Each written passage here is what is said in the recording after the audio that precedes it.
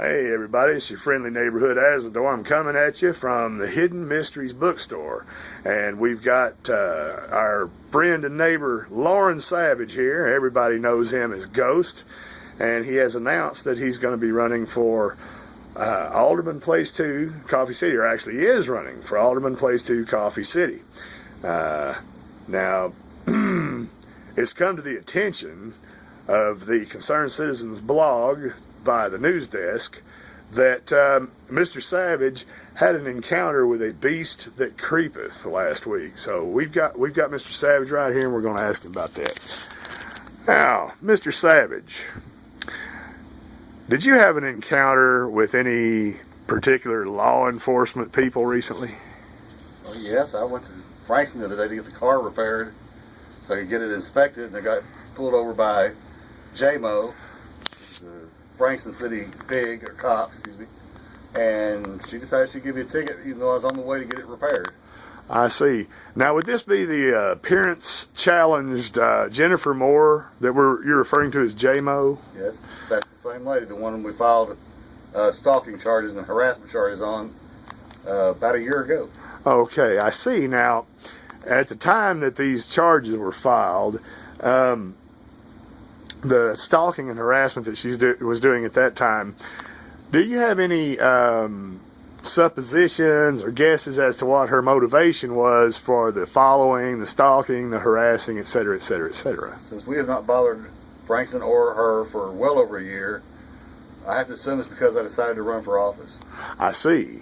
Now, so that's a political motivation. So would you say that that falls in line with what would, any reasonable person might presume would have been the reason that she was doing the stalking and harassing and investigating over a year ago? Was that politically motivated as well? Over a year ago was definitely politically motivated and was set up by the previous regime that I helped get rid of in this city. I see. Well, what is her connection to the political machine that you were fighting? Well, her father is the fire chief, and she was at one time a Coffee City police pig, under the corrupt administration of Ray Threadgill. I see. So she was the lackey of a police chief who was using city credit cards and city air cards to both do phone sex and to register himself with pay for porn sites. Is that correct? That's ex-officer Threadgill. Right, okay. And this ex-officer Threadgill, for whom she was doing all this dirty work, would that be the same ex-officer Threadgill who protected meth labs, covered up an officer of his, protected him from child molestation charges, and who spent all his time at a porn shop called The Jungle, where he was knocking off a piece of a little meth addict girl who was running the place? Would that be the same yellow belly slug we're talking about? Okay. And so we're talking about an officer in Frankston, Texas, who works for Police Chief Darren Goodman, who is also the pastor at Evangelistic Temple in Palestine. So this officer, who is now apparently going after you in any little way that she can for political motivations, who formerly worked for a drug house protecting sexually predatory pervert named Ray Threadgill, now works for a preacher named Darren Goodman, and she's still pulling the same stuff? She's pulling exactly the same stuff. Okay. Well, instead of me just pestering you with a bunch of questions, would you just take a couple of minutes and give us a blow-by-blow of exactly how this encounter went down? I came into Frankston on 155, turned left at the bank, headed out towards the only car repair shop I know of in Frankston called Car Care. And against my better judgment, because I've had bad experiences there before, I was taking the car there to get a small exhaust leak repaired so I could get an inspection sticker. The car hadn't been on the road for months and months and months because of this. But it was super hot. Our car didn't have air conditioning because Car Care kept it for 6 weeks without fixing it. And going to get the thing inspected and get it ready to roll again. But she decided I was worth a ticket that day. Rolled in there like a jackbooted thug, like she was a man instead of a woman, and started ordering me around after I pulled into private property where I was headed anyway to the car care, and proceeded to tell me that it was a violation of the law because it was beyond 60 days. Well, I understand the 60 days, but 60 days was if you're driving the car, not if it's parked in the driveway. Well, but so are you telling me that you were actually pulled over in the parking lot of an official state inspection station? Well, she said it was no longer an inspection station. I guess they lost their license for some reason. Oh, I see. But it was a place that they claimed to do exhaust repair. I see. So she didn't care that the situation appeared to be that you were taking the car and having the necessary repairs done and were going to have it inspected. My opinion was this is another jackbooted thug, as Goodman seems to keep hiring, that do not live in Frankston, probably don't even live in Anderson County, hired to come in and put the oppressive boot of oppression against the citizens there. The citizens of Frankston deserve better than this. I see. Well, then let me ask you another question. Exactly how long was it from the date that you're filing to run for alderman in the city of Coffee City came out in the paper? Exactly how long from the day that came out in the paper was it before she pulled you over and did this? It was 1 week. And exactly how many times had you driven into Frankston before she pulled you over after that came out in the paper? I had not driven into Frankston. So on your first trip into Frankston, Jennifer Moore, the daughter of Fire Chief Chris Moore, was had you all pulled over an inspection sticker. Yes. Now when Acted like I was a terrorist, declaring to had her hand on her hip on the gun, as though I'm doing something wrong by getting out of my own car. Right. I have a right to get out of my own car whenever it's pulled over. Even in Frankston? Anywhere in the state of Texas. I see. Well, what would be a reason that any member of the Moore family might not like the idea of you being an alderman? Well, they have influence over the police and the fire department. More than that, then maybe protecting the silly judge they got down there in Frankston, who just got fired from the Coffee City area. Oh, I see. You didn't have anything to do with that, did you? We helped expose what she was behind, yes. I see. So, this pesky website of yours and the mean writers on that website who had the audacity to report the things that the city was actually doing, would you think that it would be, at least in the minds of Chris Moore or Jennifer Moore, would it be a decent speculation to think that perhaps they would consider it an advantage to themselves, to their futures as government employees, to shut you up and to shut down that evil, trashy website once and for all? Oh, there's a whole group of people here that would love to do that. It's the same group of people that put corruption in the city and bankrupted it. Right. Well, so what was the disposition? Did you pay the ticket? No, I told them I wanted a jury trial.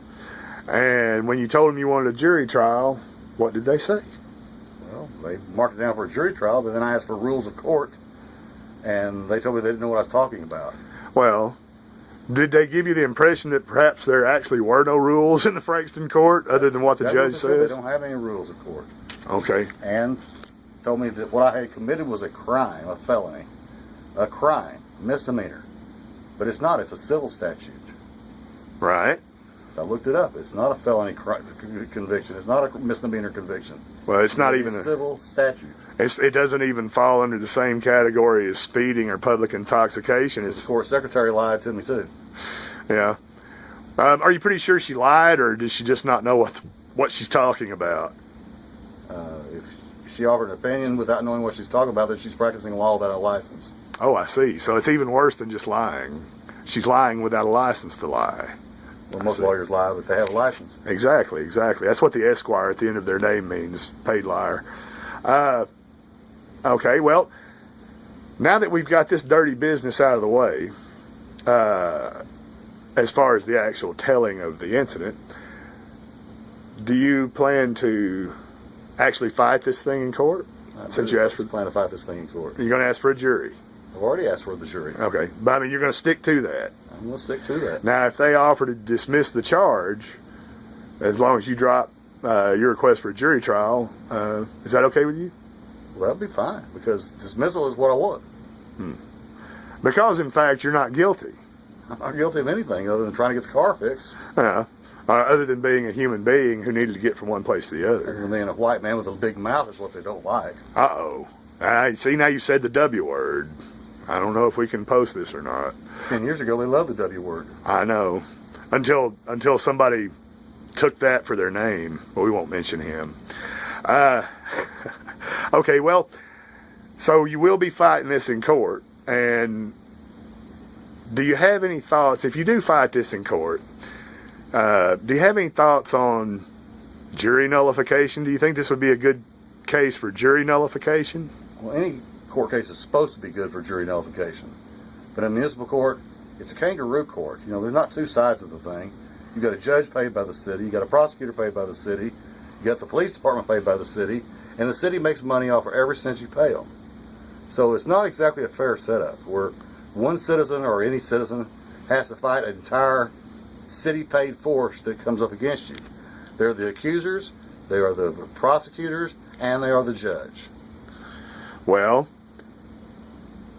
I'm not sure I heard you right, but based on what you just said, I'm starting to get the idea that all this stuff, this ticket writing and all like that, for the most part, it's about the money. Could that possibly be true? Well, $166 for having an out-of-date inspection sticker, I think it's about the money. There's no reason for a $166 fine for a civil statute. When the car hadn't been on the road, it's just up there to get repaired.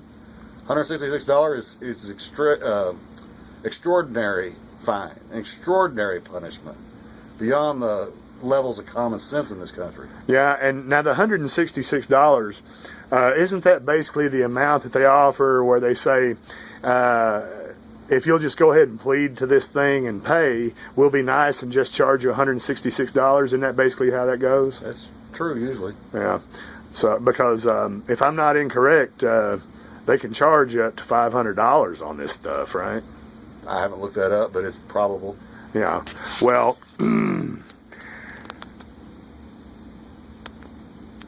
let me go back a little further in time. When you filed the harassment charges on her, or not charges, but you went and asked for the police department to do an investigation for harassment, abuse of authority, and that sort of thing, and you spoke to Chief Darren Goodman, did he have something to say along the lines of all that trouble that they have in Coffee City, we don't want it here in Frankston? That's what he said.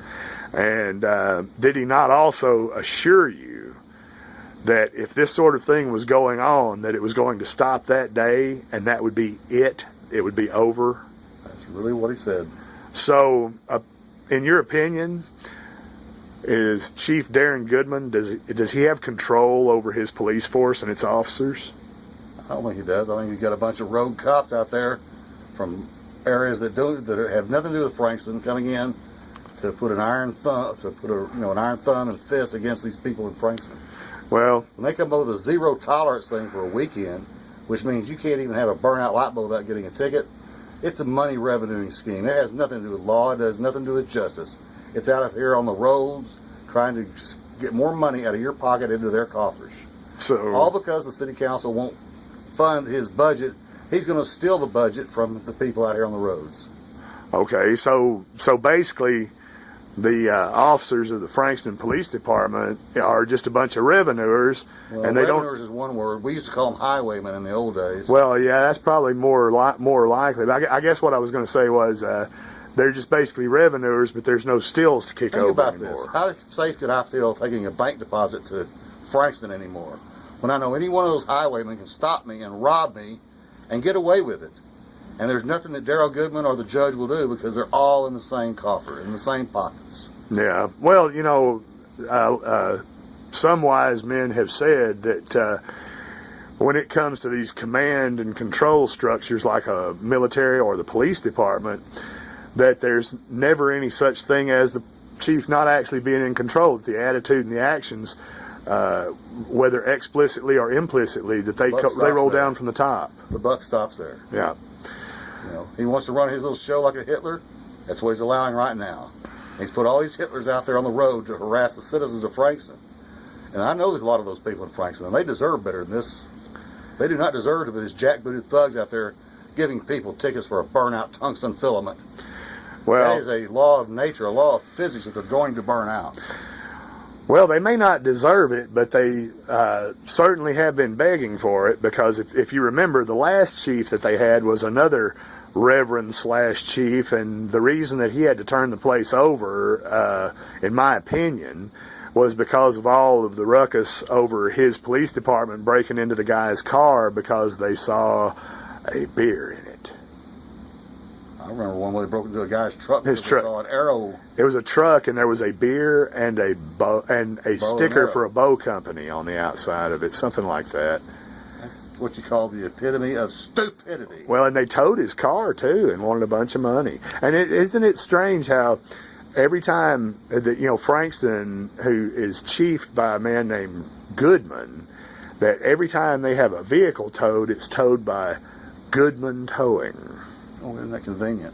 I mean, I'm not saying that they're related, but this is a small town. Very small. And, okay, well, so whenever you get the court date, you're going to go up there to court, there are rumors swirling around that there will be at least one and probably more outside passing out flyers about jury nullification and trying to raise awareness about jury nullification. Could you just really succinctly explain to any of the potential jurors that may be watching this video what jury nullification is? Jury nullification is overriding the court's orders because you have the authority of the jury.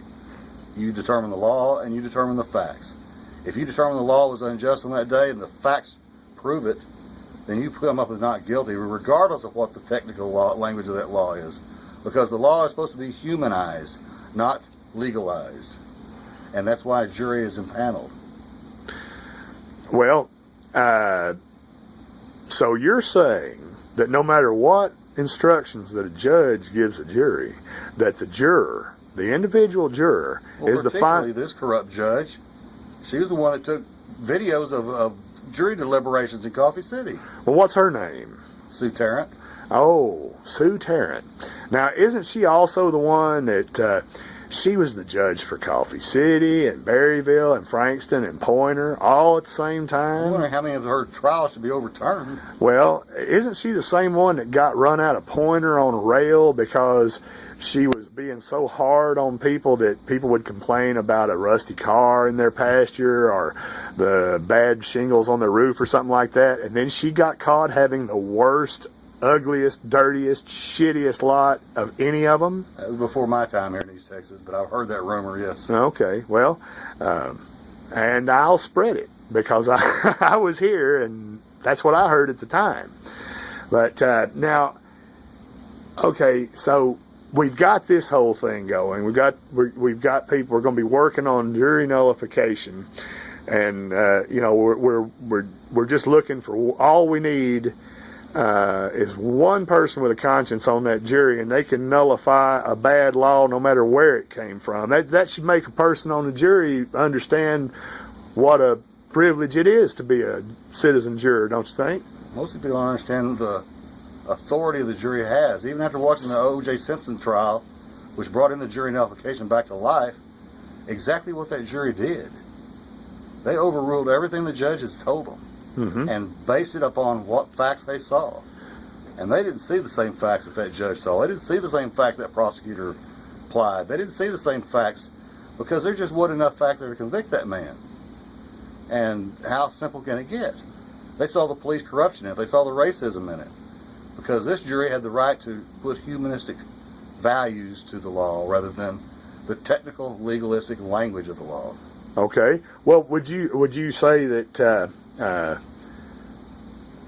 the judiciary is an arm of the government, and in the United States of America, just to speak in broad terms about foreign countries, and in Texas, the government derives its power from the people. Is that not correct? Well, that's the theory. Well, then when that juror gets when they go into their private deliberations, if Judge Tarrant allows the deliberations to be private, we've seen that sometimes she doesn't.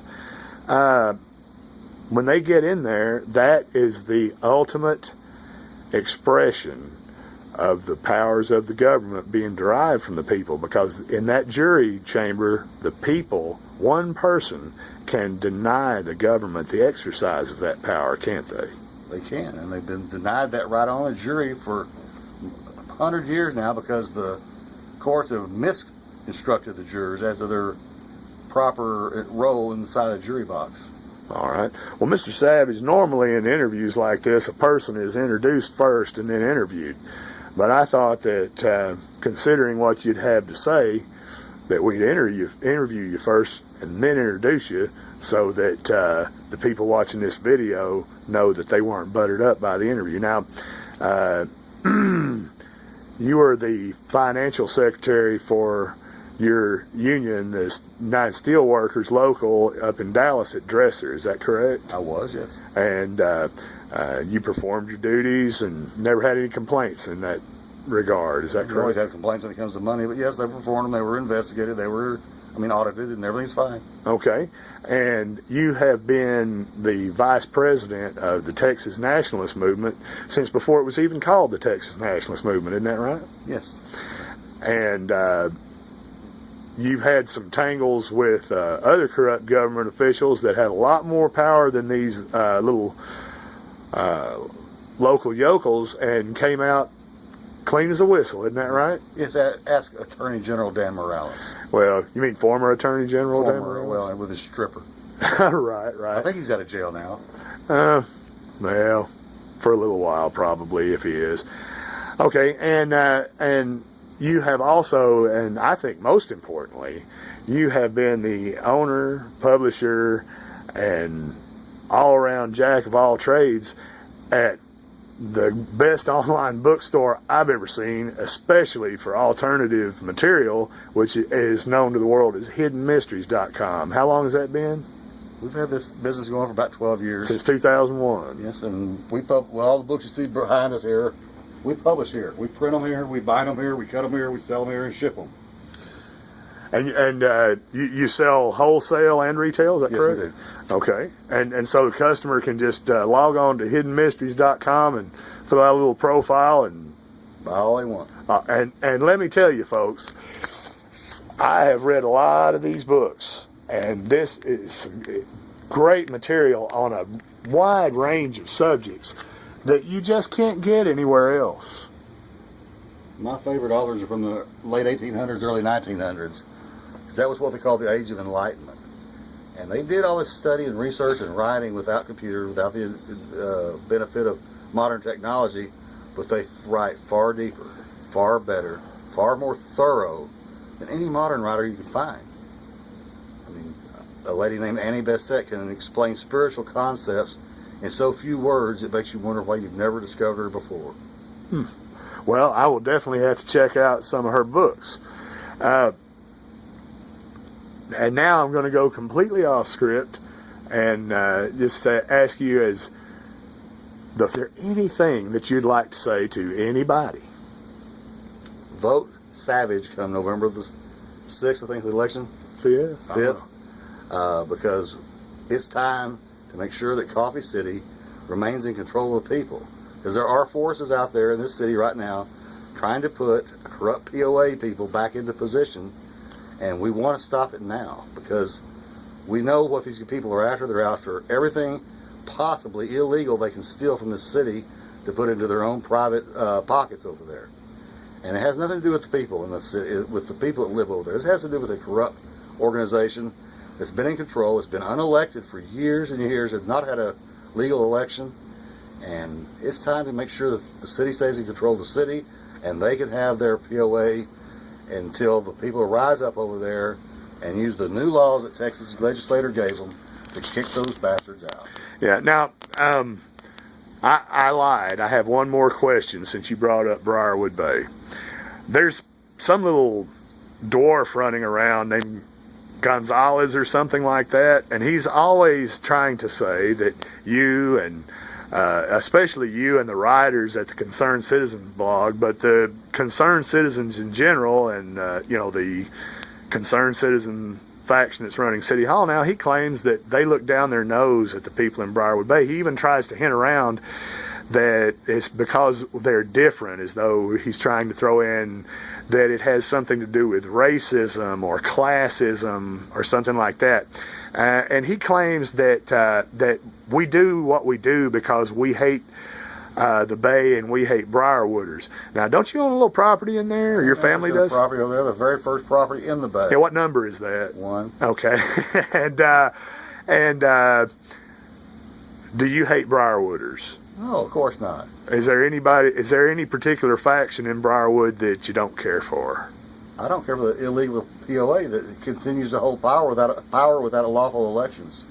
Okay, so in other words, it's not the Briarwooders that you oppose; it's the people that the Briarwooders hate that you oppose. The same people that the residents of Briarwood Bay turned out in great numbers and voted against last November. Yes. That's right.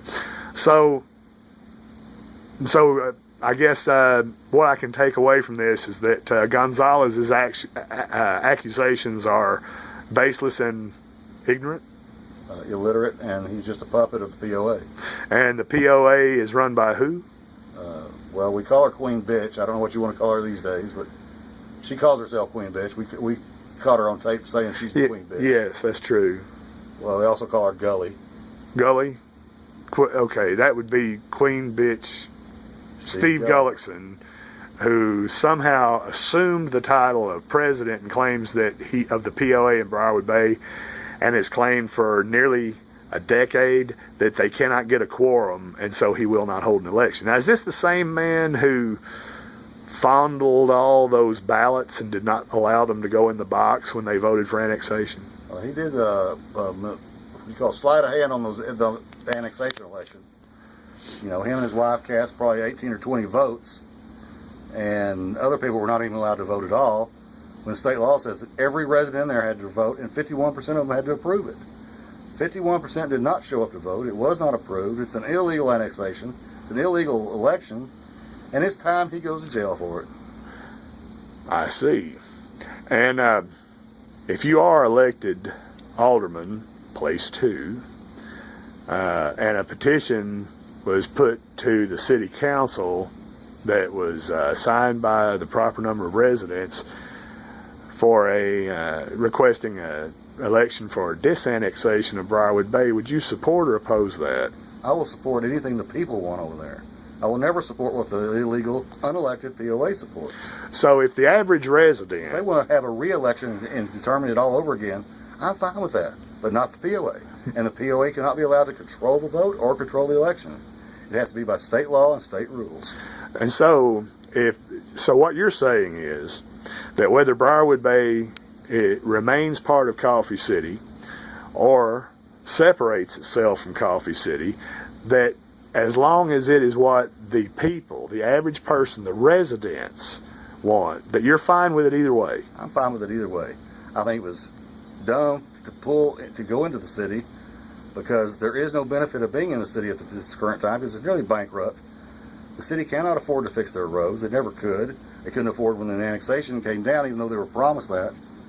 In fact, they lost the $5,000 worth of man hours and machinery that was coming to them from the county. When they became part of the city, they lost that. The city is not allowed to go in there and just fix roads at random or on the sly because of the Texas Constitution. Oh, that damn Constitution again. You are going to really upset that POA board. Well, that POA board better start reading that Constitution, because they have violated so many rights that they're all in danger of civil rights lawsuits. Yeah. Well, now let me ask you this. It appears that right out of the gate, before he even publicly announced that he'd be running, I'm discussing Adam Gonzalez here, that a certain mirror-peeping pervert named John Graham, who used to be the mayor scrotum and the chief alder pervert, he's already out of the gates promoting and supporting Mr. Gonzalez's candidacy. Would you say that's an accurate statement? That's not what I read, but we don't know what is to believe there yet. Okay. So see, folks, he's going to stay accurate no matter how. Not lie. Yeah, I mean, it baited me on that one. Yeah, it looks to me like, he was giving backhanded support to Mr. Gonzalez, but we'll see. I cannot hold everything as good or bad for everybody at all times, because 90% of the time a person can be bad, they can be 10% good still. I see. No matter who it is. So you're saying that, like every other human being, you're not perfect. I'm not perfect. Okay. Well, that's good, because that will likely separate you from whoever the Toads and the Puckers and all that runs, because they claim they can solve all problems. Well, the council that's there now is all run against no more taxes, because the last council brought in so many fees, it might as well be called taxes. They were franchise taxes that came in through the your cable companies, that came in through the electric companies, that came in through the trash companies, and through the Monarch water systems. They're all franchise fees that didn't exist in Coffee City before the last regime was thrown out unceremoniously. These taxes have got to be rolled back somehow, some way. It may be a slow thing, it may not be, it can be quick, but a city that exists to collect taxes to exist is of no use to anybody.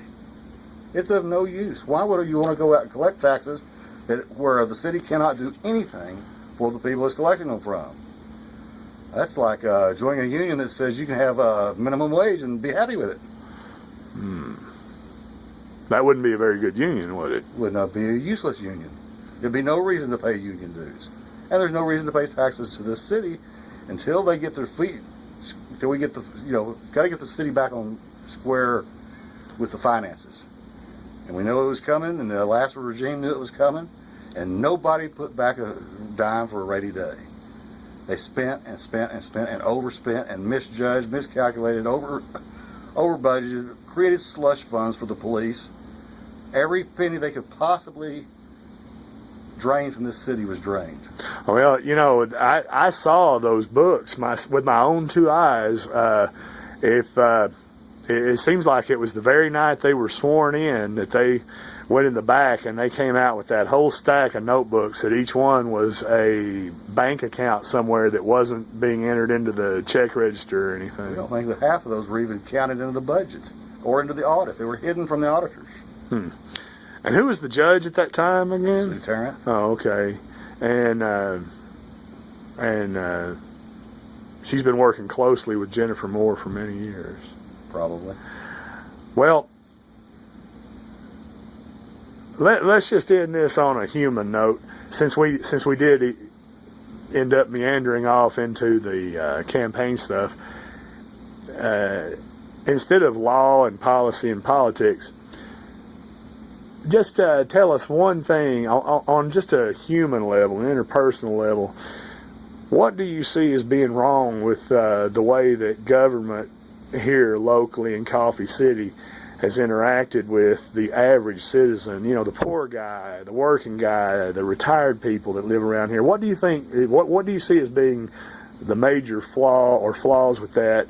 And what would you like to see happen? How would you like to see it done differently in the relationship between people to their government here? Well, I don't think that this current council either has done it, but yet there haven't been enough public town where everybody's invited that are from different walks of life, from different colors of life, different cultures of life, into a town hall meeting where they can address the council. Where the council it's not going to be a tit for tat argument thing. It's going to be so that we can hear what the people say, and so we can react to what the people are telling us, as a council. Mm-hmm. And that's what I want to see this council go to, because this council has not kept up with what the people are wanting. All they hear about is the people that show up once a month at the meetings. Well, the POA we already have it on tape from the conspiracy. They planned this thing at one of their POA meetings. They planned this barrage of attacks on the city council far in advance before it happened. Well, if they're doing that sort of political work, perhaps the city should look into asking them to have their POA meetings somewhere else. I think the people of the Briarwood Bay need to put the heads together, and it doesn't take that many people to vote on this and dissolve the POA, so none of these people have any more charge or any more authority, feigned authority over these people. All this POA bunch wants to do is throw people out of their homes because they can't clean up their yard. Well, the same POA can't clean up its fence line. They want to throw the people out of their houses and take it over and sell it on the courthouse steps, where they themselves will buy it for $1 because they have a dilapidated building. When the POA has dilapidated buildings right behind the main office. Well, now the fence line that you mentioned, now this this queen over there at Briarwood Bay, is Queen Gully or whatever. It seems to feel that the fence poses no hazard and no danger, despite